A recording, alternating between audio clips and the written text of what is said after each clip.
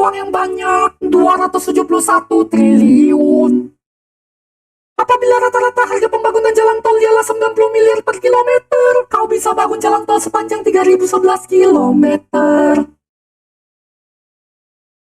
Wah, angkanya kurang heboh. Itu setara dengan 4 kali jarak Jakarta-Surabaya, atau lebih dari setengah kali jarak Sabang sampai Merauke, atau seperempat dari diameter bumi. Halo semua. Kali ini kami mau membahas sesuatu yang penting banget, yaitu korupsi.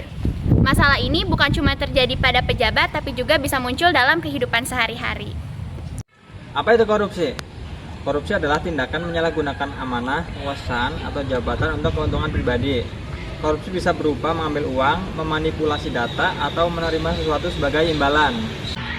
Korupsi punya banyak bentuk, yaitu contohnya yang pertama ada suap, memberi sesuatu untuk mendapat keuntungan. Terus yang kedua ada penggelapan, mengambil uang atau barang yang dipercayakan. Terus yang ketiga ada markup, yaitu menaikkan anggaran secara palsu.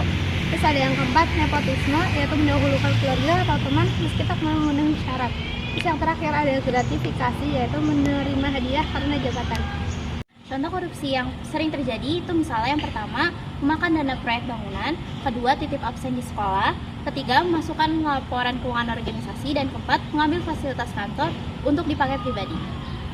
Korupsi bisa terjadi karena beberapa faktor, misalnya kurangnya integritas atau rasa jujur, kedua, lemahnya pengawasan, gaya hidup konsumtif, dan lingkungan yang membiasakan hal curang.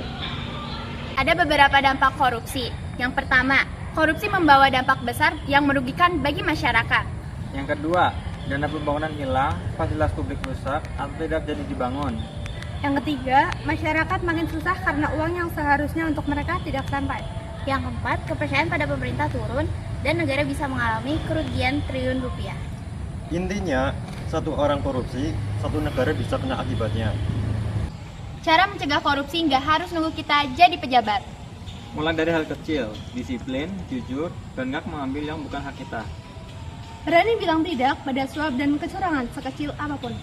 Tingkatkan rasa tanggung jawab, kalau diberi amanah, jalani dengan benar. Dan yang paling penting, jadikanlah kejujuran sebagai kebiasaan, bukan pilihan sementara. Kita semua punya peran untuk mencegah korupsi. Dimulai dari diri sendiri. Dari hal kecil yang kita lakukan setiap hari. Jujur sekarang, masa depan lebih aman. Stop korupsi, Indonesia bersih, masa depan cerah. Sekian dari kami, terima kasih, bye-bye.